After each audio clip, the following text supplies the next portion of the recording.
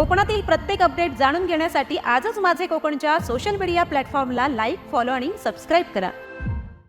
Smart meter बाबत नागरिकांमध्ये झालेल्या विविध शंका आणि गैरसमज दूर करण्यासाठी महावितरणाने पुढाकार घेतलेला आहे। खेड येथील महावितरण कार्यालयामध्ये कार्यकारी अभियंत्यांनी पत्रकारांशी संवाद साधत स्मार्ट मीटरची कार्यपद्धती, त्यांचे फायदे आणि त्या संदर्भातील विविध मुद्द्यांची सविस्तर माहिती दिली। स्मार्ट मीटरमध्ये कॅमेरा असल्याच्या चर्चांसह विविध आरोपांवरही त्यांनी स्पष्टीकरण देत पत्रकारांच्या सर्व प्रश्नांची उत्तरे दिली। नागरिकांपर्यंत योग्य आणि वस्तुनिष्ठ माहिती पोहोचावी यासाठी जनजागृती मोहीम अधिक प्रभावीपणे राबवण्यात येणार असल्याचे त्यांनी सांगितले।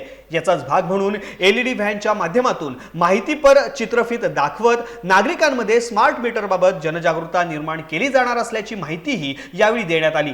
महावितरणाच्या या उपक्रमातून स्मार्ट मीटर बाबतचे गैरसमज दूर होऊन नागरिकांपर्यंत अधिकृत माहिती पोहोचवण्याचा प्रयत्न केला जाणार आहे।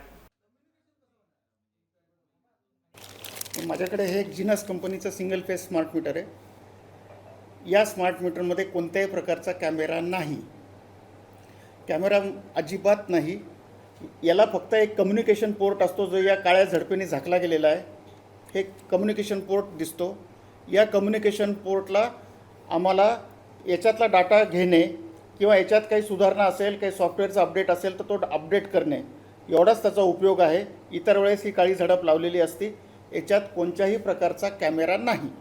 आवाहन करेल मी की याला घाबरण्यासारखं काही नाही। हे अत्यंत आपण जसं आपले गॅजेट्स अपग्रेड करतो, मोटरसायकल, TV, मोबाईल, आपलं घर अपडेट करतो, सगळ्या नवीन नवीन टेक्नॉलॉजी स्वीकारतो, ते अंगीकारतो, तसंच हे वीज मोजण्याचं नवीन आधुनिक पद्धत आहे।